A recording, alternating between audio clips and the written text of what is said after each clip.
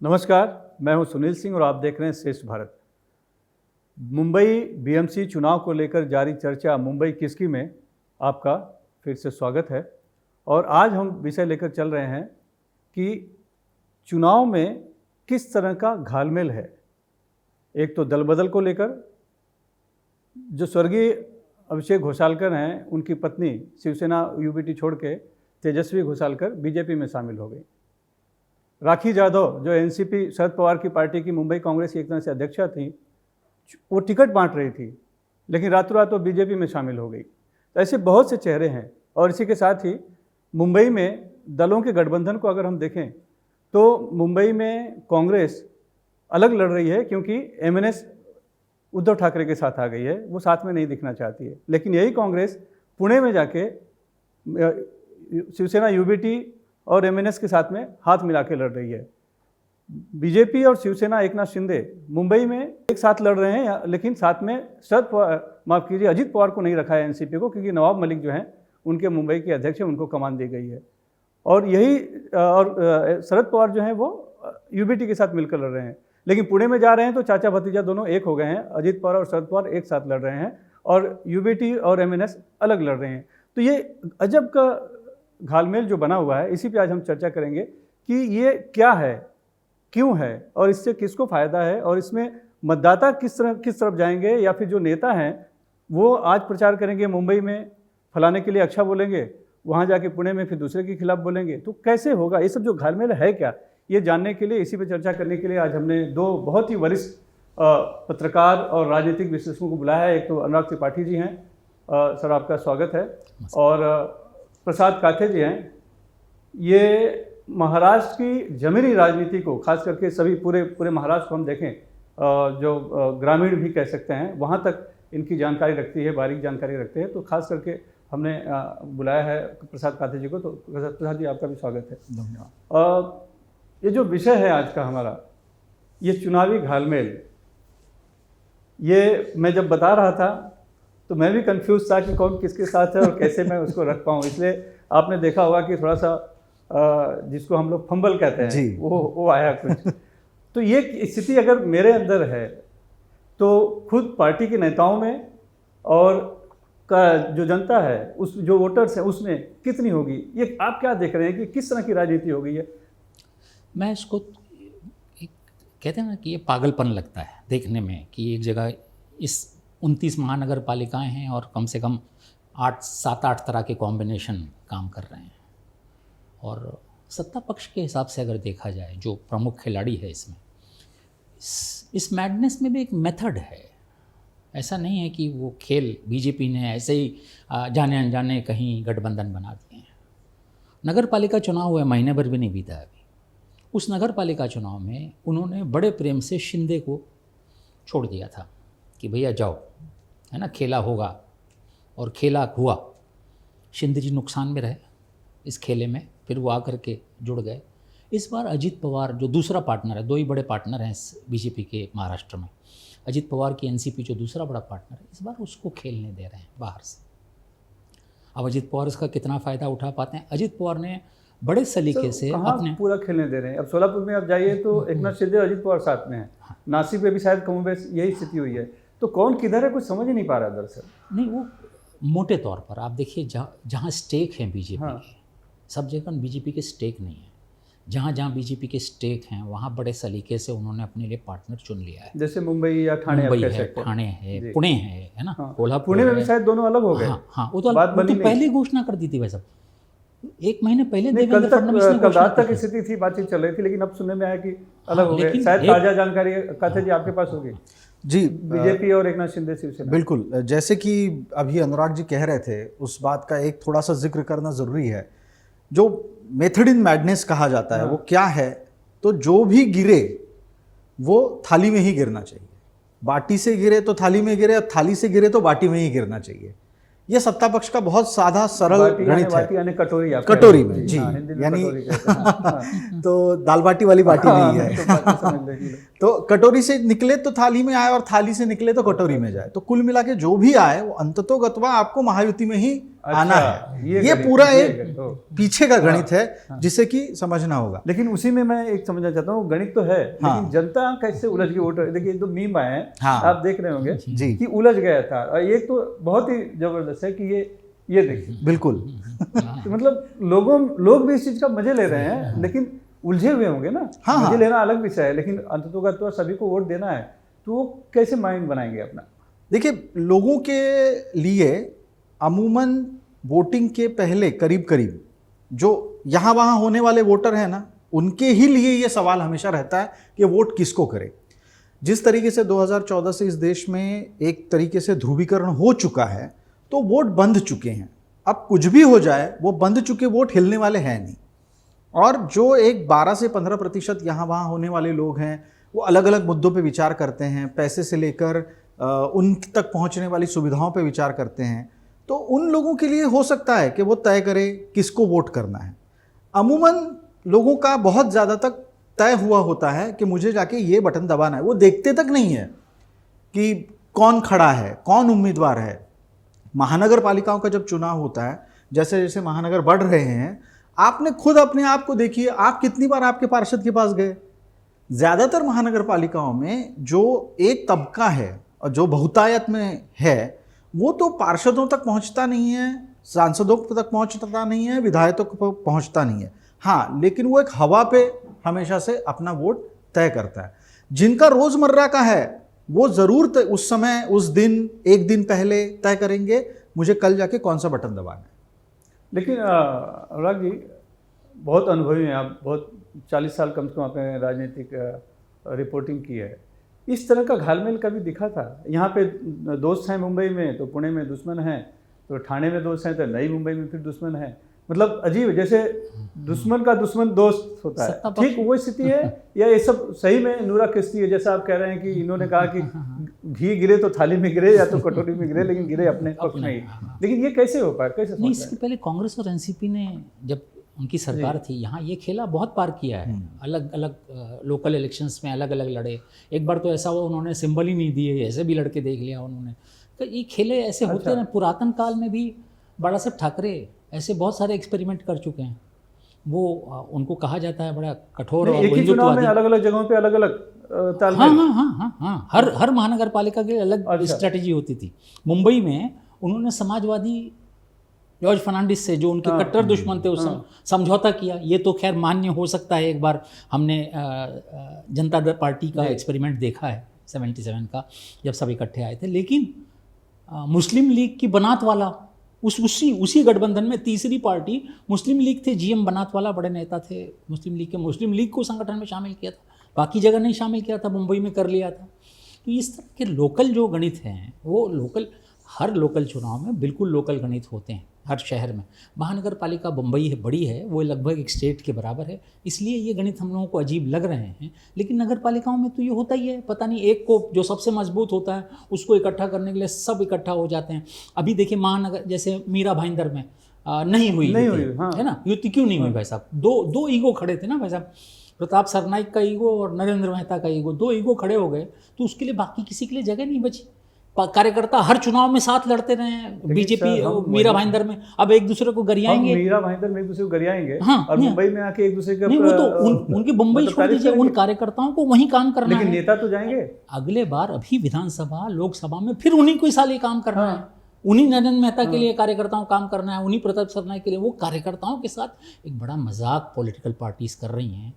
यहाँ कोई सिद्धांत वाली बात नहीं है। ये सिर्फ जो है वो ये एक तरह का सत्ता पाने की जो हवस है, लालसा है, यही आ रही है। मेरे ख्याल से ये समय आ गया कि हम जनता को भी सोचना चाहिए कि ऐसे पार्टियों को वोट डालने का क्या फ़ायदा। कम से कम स्थानीय निकाय में तो पार्टी न देख करके अगर उम्मीदवार देख के वोट डालें, क्योंकि रोज का काम पड़ता है। वैसे कॉर्पोरेशन में आपको रोज का काम पड़ता है। आप ऐसे आपको विधायक से मतलब नहीं होता, लेकिन आपके घर में पानी नहीं है, आपके गटर चौक हो गई, आपकी सड़क खराब है, आपको मरने का किसी का दाखिला चाहिए, आपको अस्पताल ले जाना है किसी को म्यूनसिपैलिटी के। कॉरपोरेटर तो ऐसी चीज़ होता है जो रोज की वस्तु है। तो मेरे ख्याल से इस बार अगर बहुत अच्छा हो, मैं ऐसा होता नहीं है, लोग पार्टियों पे पागल की तरह सिक्के लगाते हैं। कम से कम स्थानीय निकाय में जो आदमी मेरे लिए खड़ा रहता है उसको वोट दें और बाकी सबको, पार्टियों को इस बार माचिस लगा के जला ही डालें इस चुनाव में तो ठीक है। नहीं मतलब उतने भर के लिए राजनीतिक सिस्टम के लिए पार्टियां जरूरी हैं। उसके लिए नोटा है, माचिस लगा के जलाने की बात नहीं है। इसमें एक छोटी चीज को मैं जोड़ना चाहूंगा। अनुराग जी ने जैसे कहा कि मौजूदा स्थिति में गठबंधन बहुत उल जलूल तरीके से होते हैं, तो ये समझना होगा कि हमेशा से ये तय होता है राजनीतिक दलों के आकाओं में हराना किसे है, अच्छा, और जीतना किसे है। तो जो जीतना चाहता है और जो जीतने की पूरी मशीनरी को अवगत कर चुका है, वो हमेशा अपना स्वार्थ सबसे ऊपर रखेगा, क्योंकि चुनाव है तो जीतना है ना, हारने के लिए कौन लड़ता है? हारने के लिए कांग्रेस लड़ती है। इससे पहले जो है कांग्रेस वाला मानेगा नहीं इस बात को। आप जीतने के लिए लड़ रहे हैं कि हारने के लिए लड़ रहे हैं? क्योंकि नहीं, हम चाहते हैं कि हमारे अंतिम पायदान पे जो कार्यकर्ता है उसको भी मौका मिले। अच्छा। लेकिन आप उसके लिए खेल मैदान छोड़ ही नहीं रहे हैं। हाँ, ये बिल्कुल। साथ में मजबूती ला ही नहीं रहे तो कैसे जीतेगा वो? तो उसी के एकदम विपरीत में भारतीय जनता पार्टी ने चुनाव लड़ना, चुनाव जीतना और चुनाव में सफलता हासिल करना तय कर लिया है। वो अपना मैकेनिज्म फिट करते हैं। जैसे अभी मेरे पास कुछ उदाहरण है, मैं उनको पढ़ने बताऊंगा आपको। जैसे उदाहरण के रूप में एक 11 स्थानीय इकाइयों का समीकरण हमारे पास है। मुंबई, शिवसेना और बीजेपी साथ आ गए हैं, उद्धव राज साथ आ गए हैं, शरद पवार उनके साथ आ गए हैं। जबकि अजीत पवार अकेले लड़ रहे हैं, कांग्रेस अकेले लड़ रही है। कांग्रेस ने प्रकाश अंबेडकर के साथ गठबंधन बना लिया। पुणे में क्या हो रहा है? बीजेपी शिवसेना दोनों स्वतंत्र हो गए। हाँ, अजीत पवार शरद पवार एक साथ आ गए। उसके आगे जाएंगे तो वहां पर ठाकरे दोनों साथ आ गए, कांग्रेस उनके साथ आ गई। हाँ, वही ये अलग अलग समीकरण है। यहाँ एमएनएस की वजह से आप मुंबई में अलग लड़ रहे हो। बिल्कुल, कि हम एमएनएस के साथ नहीं आएंगे क्योंकि उत्तर भारतीयों को पीटती है, बराबर। और वहां आप पुणे में जाके साथ में जी। तो मुंबई से कांग्रेस दरअसल बिहार और उत्तर प्रदेश को एक मैसेज देती है। पुणे से लगता है उनको ऐसा लग रहा है कि पुणे से कोई फर्क नहीं पड़ रहा, जबकि पुणे में भी हिंदी भाषियों का बहुत ज्यादा है संख्या, हिंदी भाषियों की संख्या बहुतायत में है। आईटी हब एक तरह से। बिल्कुल। तीसरा मुद्दा है नागपुर, जो कि गढ़ माना जाता है संघ और भाजपा का। वहां पे शिवसेना बीजेपी एक साथ आ गई है। आप सुन के आश्चर्य करेंगे, वहां पे शिवसेना को कितनी सीटें दी होंगी? भाजपा ने 8, बस 8 सीटें दी। उसमें भी एक और रोचक बात, पूरे के पूरे महाराष्ट्र में जितनी इकाइयां लड़ी जा रही हैं, वहां पर एबी फॉर्म यानी टिकट मिलाने के लिए, लाने के लिए लोग संघर्ष कर रहे थे। यहां नागपुर में मिले हुए टिकट को शिवसैनिकों ने जला दिया। क्या बात? हाँ, नागपुर में शिवसैनिकों ने टिकटों का फॉर्म जला दिया, एबी फॉर्म, ये कह के कि बीजेपी ने उनके साथ अन्याय किया है। अब नागपुर की कहानी, बीजेपी और शिवसेना एक साथ तो है, लेकिन किस संख्या में है वो मैंने बता दिया। वहां राष्ट्रवादी यानी अजीत पवार, कांग्रेस और शरद पवार तीनों अलग अलग लड़ रहे हैं। जबकि इनको अगर चाहिए तो बीजेपी को हराना है तो साथ आना चाहिए था, आए नहीं है। और वहां पे दोनों ठाकरे भाई वो भी अलग अलग लड़ रहे हैं। अच्छा, इतना बड़ा कॉम्बिनेशन वहां पे फिर गया। कोल्हापुर की बात करेंगे। कोल्हापुर में एक ऐसी महानगर पालिका है जहां महायुति बनी हुई है, जो महागठबंधन है वो बना है। वहां पे मतलब फडणवीस, शिंदे और अजीत पवार तीनों साथ में है। सामने की हालत क्या है? शरद पवार एकदम स्वतंत्र है। अच्छा, वहां शरद पवार कोल्हापुर में इनके साथ किसी मविया के साथ, जो महाविकास आघाड़ी है उनके साथ गए नहीं है। वहां पर उद्धव और कांग्रेस ये साथ आ चुके हैं जो शरद पवार के खिलाफ लड़ेंगे। ये कॉम्बिनेशन है। अगला कॉम्बिनेशन नासिक का, जिसका जिक्र आपने थोड़ी देर पहले किया। बहुत देर तक शिवसेना बीजेपी साथ आने की बात चली, लेकिन अब वहां पे बीजेपी अपने दम पे लड़ रही है। वहां पे अजीत पवार, एकनाथ शिंदे साथ में लड़ रहे हैं, वो भी बीजेपी के खिलाफ लड़ रहे हैं। हाँ, तीसरा, वहां पे एमवीए जिंदा है, महाविकास आघाड़ी जिंदा है, उन्होंने राज ठाकरे को अपने साथ में ले लिया नासिक में। अगला उदाहरण ले लेते हैं अमरावती का। अमरावती में पता है आपको, नवनीत राणा और उनके पति जो विधायक राणा है वो साथ हैं, लिहाजा उन्होंने पूरे बीजेपी को अपने साथ ले लिया, बाकी सबको दूर धकेल दिया। वहां शिवसेना और राष्ट्रवादी इसके बावजूद अलग लड़ रहे हैं। अच्छा, एकनाथ शिंदे और अजीत पवार उसके बावजूद अलग अलग लड़ रहे हैं, क्योंकि वहां पे अड़सूल का और जो वहां पे स्थानीय विधायक हैं खोपड़े, उनका अपना चलता है। ठाकरे और कांग्रेस वहां फिर से साथ आ गए। वहां शरद पवार ने अंबेडकर के साथ युति कर ली। अब अगला उदाहरण मैं वसई विरार का देता हूं। वसई विरार, जिसका जिक्र आप कर रहे थे, वहां शिवसेना और बीजेपी साथ आ गए। वहां पर अजीत पवार अपने दम पे लड़ रहे हैं। कांग्रेस, राज ठाकरे और स्थानीय जो हितेंद्र ठाकुर की पार्टी है, वो उन्होंने एक गठबंधन अलग से बना लिया।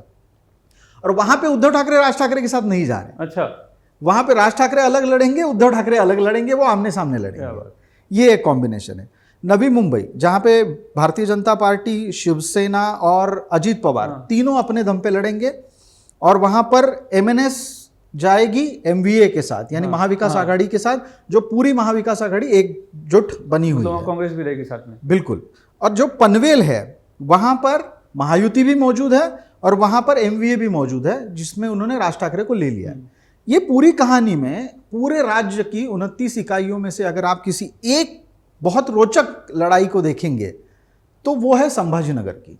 हाँ, वहां पर फडणवीस, शिंदे, अजीत पवार, उद्धव ठाकरे, कांग्रेस, शरद पवार सब अलग लड़ रहे हैं। हाँ, सब अलग तो लड़ ही रहे हैं, ऊपर से उसमें एमआईएम और वंचित है। अच्छा, यानी 8 पार्टियां वहां पे चुनाव लड़ रही हैं। वहां पर करीबन 1,500 के आसपास उम्मीदवार है, और इस सब के बावजूद सबसे ज्यादा संघर्ष कहीं हुआ तो वो संभाजीनगर में हुआ है कि टिकट नहीं मिला। हाँ। तो इस तरीके से एक- अजीब कॉम्बिनेशन है। एक महिला तो बैठ गई है आमरण अनशन पे, हाँ। दफ्तर में ही रोना धोना चल रहा है। और नागपुर की कहानी क्या बताएं आपको, आज तक जिनकी हिम्मत नहीं होती थी शरद पवार या अजीत पवार के सामने आंख उठाने की, उन्होंने नागपुर में अजीत पवार का दफ्तर तोड़ दिया। उन्होंने दफ्तर का पूरा टीवी तोड़ दिया, कांच तोड़ दिए, कुर्सियां उठा के फेंक दी।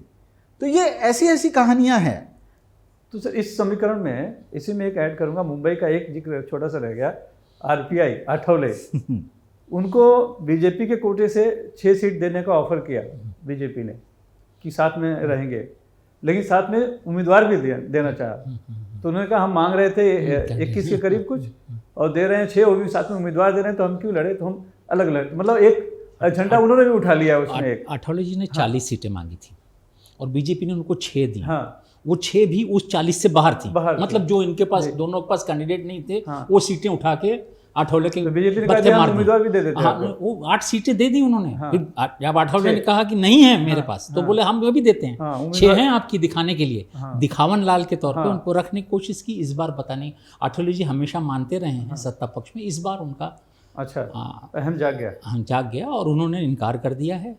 तो बीजेपी ने एक बैकअप भी रखा हुआ है। अच्छा, बैकअप ये पता नहीं क्यों अखबारों में चलने, आनंदराज अंबेडकर हाँ, है ना, वो बाबा साहब अंबेडकर के परिवार से हैं वो, उनको इस बार उन्होंने सीटें छोड़ी हैं, है ना। उनके अब ये बीजेपी की उस पर लड़ेंगे या कैसे लड़ेंगे, लेकिन उनके लिए सीटें इस बार छोड़ी गई हैं। तो कहीं उन्होंने, बीजेपी कहीं लॉन्ग टर्म में ये समझ रही थी कि आठवले मेरे ख्याल से वो 6 सीटें ना देने से कम ज़्यादा उतने नाराज़ नहीं हैं जितना आनंदराव अंबेडकर को उनका जो विकल्प तैयार करने की बीजेपी कोशिश कर रही है, वो खेला जो है वो नीचे हो रहा है सर, है ना।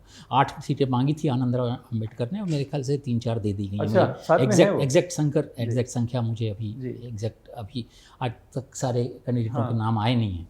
तो वो जो अंदर जो नीचे जो हो रहा है ना, नीचे आप नीचे का खेला बहुत अजब है। मैं कुर्ला में रहता हूँ, जहाँ बीजेपी ने एक सीटें कटी और 168 नंबर की सीट है, जहाँ मलिक नवाब की बहन 2 बार से कॉरपोरेटर हैं। शिवसेना ने वहाँ से टिकट मांगा था और 2-3 बार की कॉरपोरेटर हैं हमारे यहाँ अनुराधा पेडनेकर, उनके लिए मांगी थी सीट।